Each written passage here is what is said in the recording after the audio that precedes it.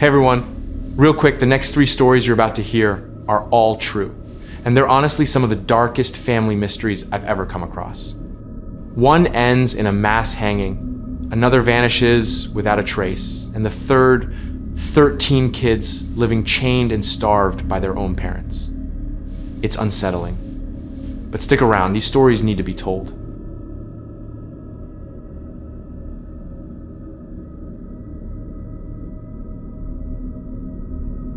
It was early morning on the 1st of July, 2018. A quiet street in Burari, North Delhi was just starting to come alive. Shops were beginning to open, morning walkers passed by, and everything seemed as ordinary as any other day except for one small house that stood still, silent. The grocery shop on the ground floor, run by the Bhatia family, hadn't opened. That was strange. The family was known to be punctual. They opened the shop every single morning, no matter what. A neighbor walked by, noticed the shutters still down, and decided to check on them. He walked up the narrow stairs to the family's first floor home. The door was slightly open. He pushed it, and what he saw inside stopped him cold. 10 members of the Bhatia family were hanging from an iron grill on the ceiling, arranged in a circular formation. Their hands were tied, their mouths gagged, eyes covered. The scene was shockingly uniform. 10 bodies hanging silently, bound and blindfolded. The 11th member, the oldest Narayan Devi, 77 years old, was found dead in another room, strangled. The police arrived quickly, and within minutes, the entire street was blocked off. News cameras came, crowds gathered. Everyone was asking the same question: how could something like this happen? 11 members of the same family, dead under one roof, with no sign of a break-in, no evidence of struggle, and nothing stolen? At first glance, it looked like a mass suicide. But the more the police looked, the stranger it became. The Bhatias were an ordinary, middle-class joint family. They had lived in that house for over 20 years. There were 3 generations under one roof: a grandmother, her sons and daughters-in-law, and grandchildren ranging from age 15 to 33. They owned a plywood business and a grocery shop. Financially stable, no known enemies, no history of crime or major disputes. To their neighbors, they were polite, religious, and private, but certainly not unstable. There was no blood, no weapons, and no forced entry. The dinner had been cooked the night before. Dishes were done. Phones were charged and kept together. Wallets and jewelry were untouched. Nothing about the crime scene suggested violence or robbery. Then, investigators found something that changed the direction of the entire case: a stack of 11 handwritten diaries in one of the bedrooms. The diaries, carefully preserved, spanned over 11 years. They weren't diaries in the traditional sense. They were more like manuals full of detailed instructions for daily living, prayers, purification rituals, and what the family called spiritual discipline. And then it got darker. The entries described a set of rituals that closely matched the way the family members had been found. Instructions on how to tie hands, how to suppress fear, how to gag the mouth, how to place cotton in the ears and coins in the hands. It was all written in calm, precise language years before the actual incident. The diaries referred repeatedly to a figure called Papa. At first, police thought it referred to the family's patriarch, Bhopal Singh Bhatia, who had passed away in 2007. But the entries spoke of Papa as if he was still present, still guiding. Lalit Bhatia, the youngest son, had claimed that his deceased father was speaking to him, not metaphorically, but directly. He would go into trances and write instructions, which he said were dictated by Papa's spirit. Lalit's handwriting matched the diary entries. But in some later years, other family members had started writing, too, repeating Papa's words, following the instructions. The entire family seemed to believe that these messages were sacred and that following them would protect them from misfortune. Psychologists who reviewed the case later identified this as a classic example of shared psychotic disorder, specifically a rare form called folie à famille. It's when a dominant member of a family or group develops a delusional belief and others adopt it fully. The Batius didn't believe they were dying. They believed they were doing a ritual that would bring salvation. According to the final diary entries, the act was not meant to result in death. The family believed that if the ritual was performed exactly as written, they would be saved at the last minute. Their souls would be freed, and they would attain a higher form of existence. One line from the diary read, "When the ritual is done correctly, Papa will come and save you." There was no mention of suicide. The police studied every angle. Was this murder, a cult, an external influence? But nothing supported those theories.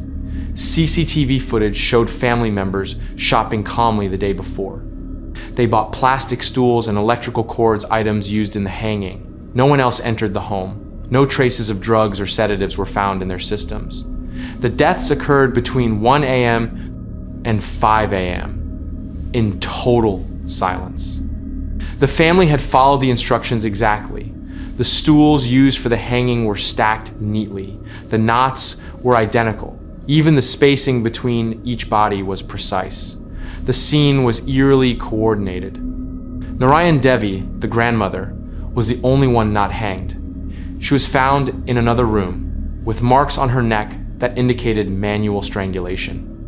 Investigators believe she may have been unable or unwilling to participate and was killed separately, possibly first. Neighbors later said they had noticed changes in the family's behavior in the weeks before. They became more isolated, stopped watching television, spent more time in prayer, but no one had imagined anything like this.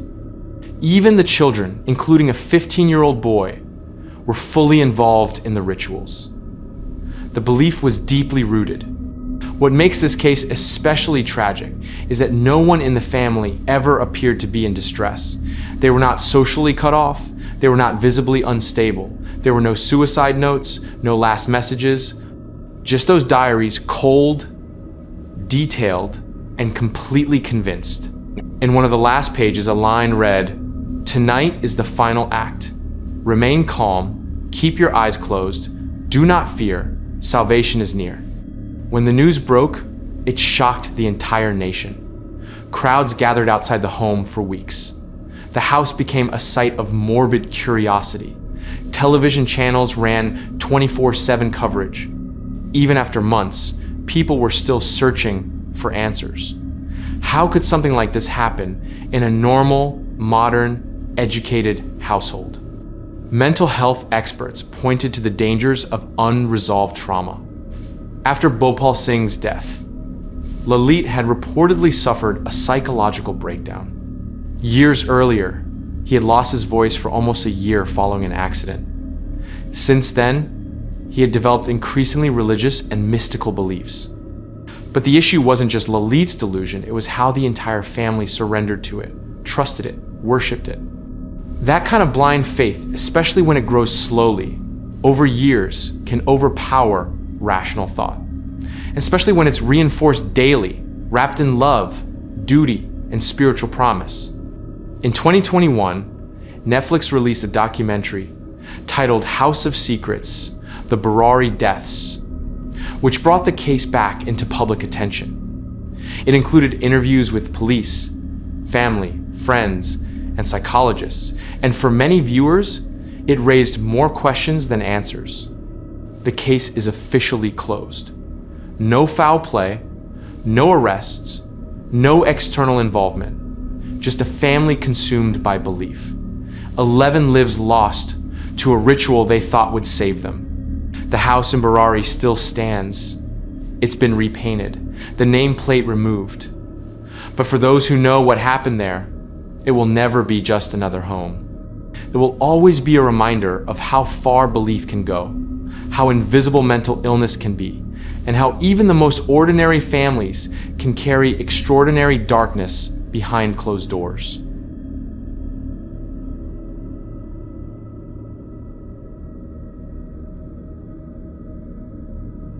On the 8th of October, 2009, Bobby Jamison, his wife Sherilyn, and their 6-year-old daughter Madison left their home in Eufaula, Oklahoma. It seemed like a normal trip. They told people they were headed out to look at a 40-acre plot of land near Red Oak. It was remote, nestled in the hills of Latimer County. The kind of place you'd go if you wanted to be left alone. That was the last day anyone saw them alive. 8 days later, their white pickup truck was found on a dirt road in the mountains, parked, locked, and abandoned. The discovery was strange from the beginning. Inside the truck were all of their belongings. I mean, everything. Bobby's wallet, Sherilyn's purse, their IDs, cell phones, GPS. Even the family dog, a little terrier named Maisie, was inside, alive but clearly starving. Nothing had been taken. There were no signs of a struggle. The car hadn't been broken into. It still had gas. Even weirder, investigators found a bank bag in the truck. Inside was $32,000 in cash. No one had an explanation for that.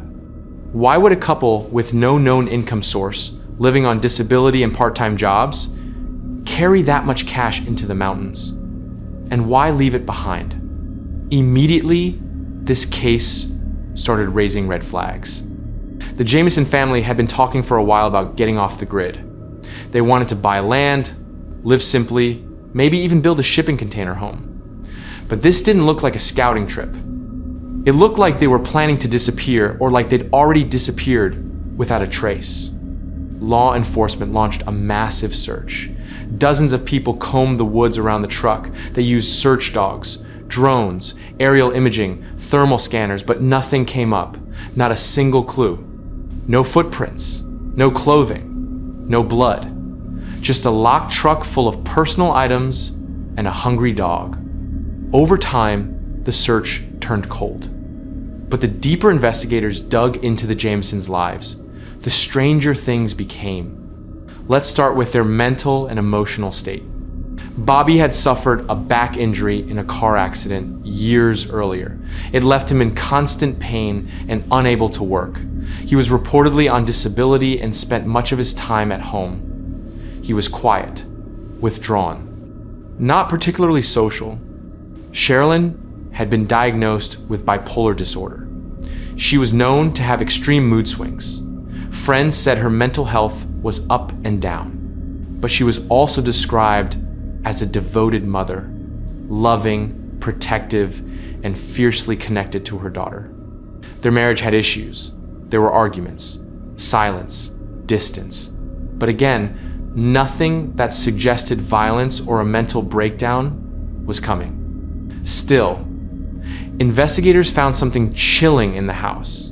An 11-page letter written by Sherilyn. It was angry. It laid out her frustrations with Bobby in detail, called him a loner, a hermit, said she felt invisible. The letter wasn't sent. It may have just been a form of emotional release, but its tone raised eyebrows. Some people saw it as a warning sign. Others thought it was just venting something plenty of people do but never act on. There was also strange footage from the family's home security camera. The night before they vanished, the camera caught Bobby and Sherilyn walking back and forth from the house to the truck, loading items. It lasted about 20 minutes. What was weird wasn't what they were doing, but how they were doing it. They were completely silent. They didn't speak. They didn't look at each other. Their movements were robotic, no urgency, no stress, no conversation. Just two people quietly filling a truck like they were going through a ritual. That video is still hard to watch. Now, here's where the case takes an even darker turn. Friends later told investigators that the Jamisons had recently become interested in spiritualism and the occult. One friend, Nikki Shenold, said Sherilyn believed their house was haunted, that Madison had told her about a spirit, a little girl who lived in the walls. Sherilyn reportedly told friends she'd seen ghosts, that she'd bought a witch's Bible. She wrote bizarre things in notebooks. One entry read, "Get out, Satan," scribbled repeatedly across several pages. She even claimed she could cast out evil spirits. Bobby, too, told a local pastor that he felt their house was cursed, haunted by dark energy. He said he'd seen 2 ghosts on the roof, and it didn't stop there. He claimed his father, Bob Dean Jamison, was trying to kill him and his family. Earlier that year, Bobby had filed a protective order against his father, accusing him of making threats and behaving violently. He also claimed that his father had ties to meth dealers and criminal gangs. Now, whether those claims were true, exaggerated, or delusional, we don't know.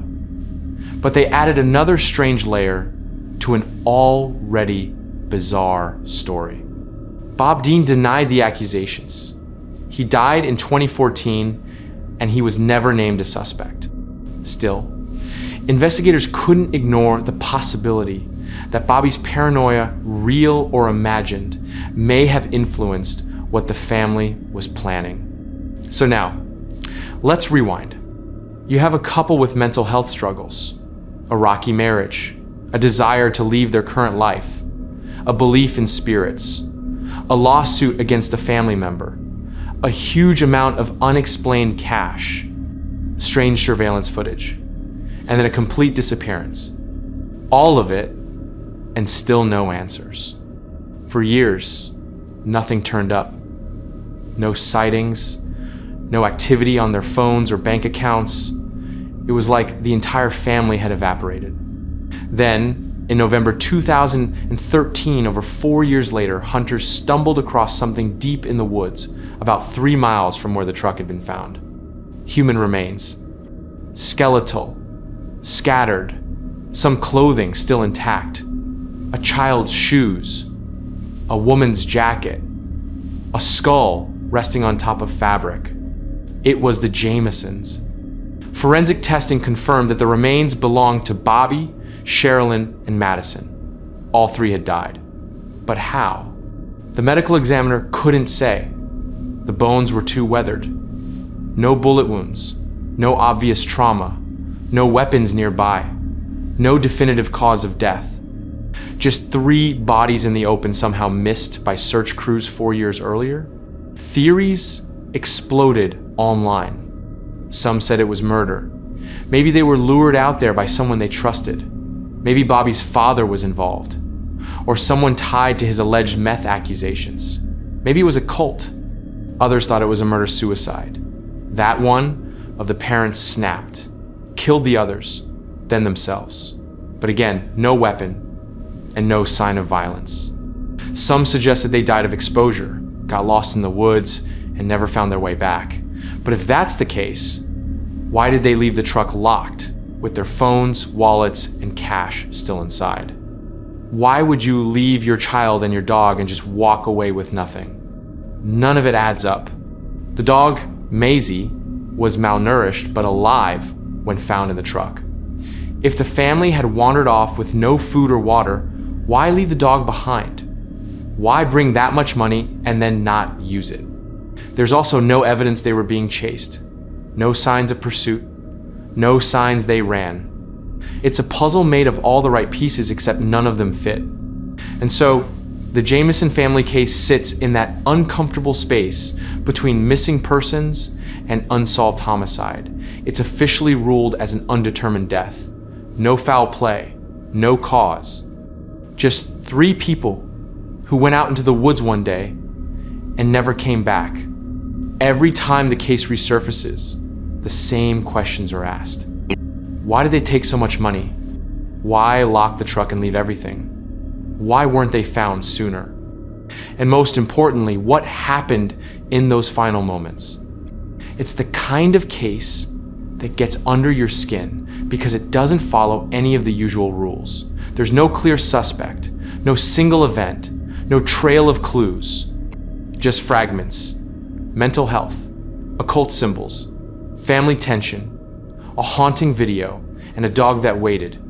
The Jamisons didn't vanish into a crowd.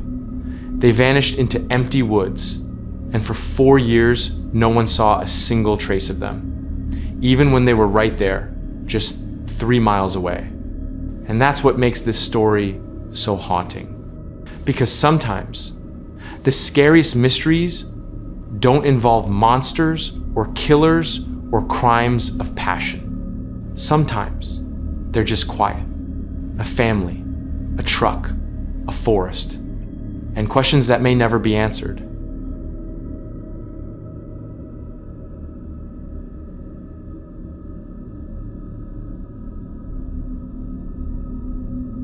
Some stories sound too disturbing to be real. This one, sadly, on the outside, the Turpins looked like a normal, large family. 13 children, 2 parents, a modest home in Southern California. They even took family portraits, all the kids lined up, dressed alike, smiling stiffly for the camera. But those pictures, they hit a nightmare. This is the story of the Turpin family and how 13 siblings were rescued from one of the most horrific abuse cases in modern history. Let's go back to the 14th of January, 2018. It's about 5 o'clock in the morning in Paris, California, a quiet suburb just east of Los Angeles. A 17-year-old girl named Jordan Turpin slips out of her family's house through a window. She has no shoes, she's barely eaten, and she's never spoken to a stranger before. She's shaking. But she's carrying a phone, one she found hidden in the house. And she's calling 911. When the dispatcher answers, Jordan says something no one expects. My parents are abusing us. There are 13 of us. And we're starving. At first, the dispatcher seems confused. Jordan is nervous. Her sentences don't come out right. But she keeps trying. She tells them her parents hurt them, that they're not allowed to leave, that some of her siblings are chained up. Sheriff's deputies are sent out immediately. When they arrive at the house, they knock on the door. Louise Turpin, the mother, answers, calm and polite, like nothing's wrong. The deputies tell her they got a welfare call. She acts confused, but lets them in. That's when the truth starts to unravel. Inside the house, the deputies find filth. The smell is overwhelming. Rotten food, feces, trash piled everywhere. There are padlocks on the furniture. Rooms with stained carpets, mattresses on the floor. And children, thin, pale, silent. One of the kids is chained to a bed. Another is shackled to furniture. And the parents, they claim everything's fine. They say they're homeschooling, that the children are just shy. Malnourished? No, just naturally thin, they say. But the deputies can see for themselves this isn't neglect. This is something darker. They arrest the parents on the spot, David and Louise Turpin. What follows is a flood of information, and none of it is easy to hear. The Turpins had 13 children. Their ages ranged from 2 to 29, but most of them didn't even know their real age. Some of the adult children looked like young teens. That's how severely underfed they were. They'd been locked away in that house for years. Some of them chained to their beds for weeks at a time. They were only allowed to eat once a day. They could shower maybe once a year. They weren't allowed to play, or talk, or even look at each other without permission. If they broke the rules, they were beaten, or starved, or tied up. The oldest child, a 29-year-old woman, weighed just 82 pounds. The 12-year-old was so malnourished that police thought she was 7. There were no toys, no books, no normal schoolwork, just a fake homeschool setup and an endless list of rules. And the most horrifying part, most of them didn't even know life was supposed to be different. They didn't know what a police officer was, or what medication was, or how to cross a street. They were living in their own isolated world, trapped behind locked doors. So how did this happen? Well, David and Louise Turpin weren't always this extreme. They were originally from West Virginia. By the late 1990s and early 2000s, they were living in Texas. That's where the first signs of abuse started. Neighbors said the children were quiet, strange, rarely seen outside. And if they were, they stuck close together, almost like they were afraid to be noticed, but nothing was ever reported. The kids were homeschooled, so they weren't interacting with teachers or doctors, and the family kept to themselves. Over time, things got worse. When the Turpins moved to California, they bought a beige house in a typical subdivision, same as anyone else. The yard was dry and unkempt, but nothing stood out. Behind that front door, though, was a prison. It's hard to say why the Turpins did what they did. David was a computer engineer. Louise stayed at home. They filed for bankruptcy twice. Their finances were a mess, but they still found ways to take vacations, even to Disneyland. They wore matching clothes, took photos together, uploaded smiling portraits to Facebook, all while the kids were starving behind the scenes. In court, the truth came out. Jordan's 911 call saved all 13 children, but it wasn't her first attempt. She later said she had planned her escape for 2 years. She had no idea what the outside world was really like. She didn't even know how to pronounce medication. But she knew enough to know they needed help. And when that moment came when she stepped out the window and called for help, it changed everything. In 2019, David and Louise Turpin pled guilty to 14 felony counts, including child abuse, torture, and false imprisonment. They were both sentenced to life in prison with the possibility of parole after 25 years. The children were placed in care. Some moved in with foster families. Others went to group homes. But even after they were rescued, their struggles didn't end. A report in 2021 revealed that several of the children were placed in abusive foster homes.